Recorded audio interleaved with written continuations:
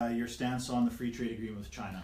Yes, this is a huge issue that a lot of people are talking about, because in this leadership race, a lot of people are looking for the differences between some of the candidates. That there's a lot that we agree on. There are a lot of areas that our tax policies are going to be very similar.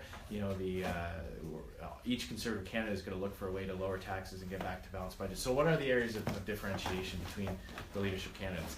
And this is one where I disagree with one of my colleagues. I have a lot of respect for Maxime Bernier. He and I agree on a lot of things. We both agree that we need to balance the budget in 2 years. We both want to end corporate welfare. We both want to unleash the power of the private sector. But I believe that free trade with China is the wrong way to go, for a couple of reasons.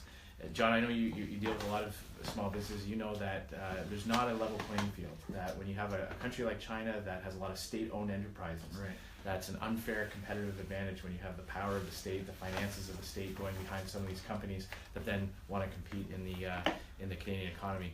In addition, there's not the same investor protection. They don't have the same public disclosure rules. Right.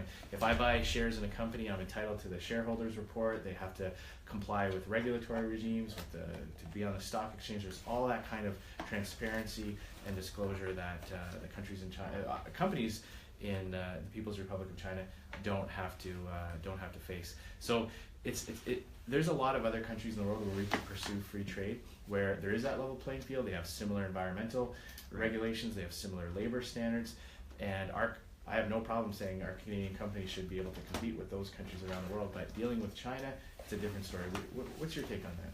Well, I think for us in the Alberta experience, we had a lot of investment from Chinese companies in the oil sands, and that was certainly added a lot of questions in terms of the clarity on who owns a lot of these companies, the human rights record of China, but a lot of it is just that murky background of who owns these Chinese companies. We're seeing that with the purchase of the seniors retirement homes in BC, and I think you might want to touch on that. And en banc insurance, every other major country backed away from allowing them to invest in a lot of their major infrastructure, but Canada has opened the door, and I think this is the wrong road for us to go down. And the Trudeau Liberals seem to be bending over backwards to allow these state-owned enterprises to enter the Canadian marketplace. And I should say right at the outset, we need to have good trade relations with China. They are an important market.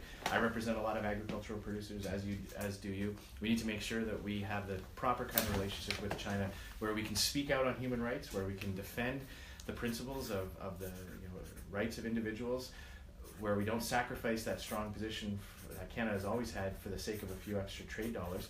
We have to have open markets. We should have access to their markets, and we have no problem with them having access to our markets. But when you pursue that free trade level, when you say, okay, we're not going to have any kind of protection for Canadian companies who are being dealt with unfairly, whether it's dumping steel, whether it's dumping other products, because you have all these state-owned enterprises that skew the marketplace. That's where Maxime and I have a difference of opinion. That I believe that Canada would be far better off pursuing trade with, for example, the United Kingdom, which has just initiated the process to leave the European Union. What a great opportunity. That's where we should be putting our effort in. Let's have a free trade deal with the United Kingdom, with Australia, with New Zealand, the CANZAC model, to have free movement of goods between the countries that have a similar rule of law, similar democratic institutions, similar transparency and protection for everything from shareholders to consumers, all that type of thing. That is where I would put my concentration, not on a free trade deal with China.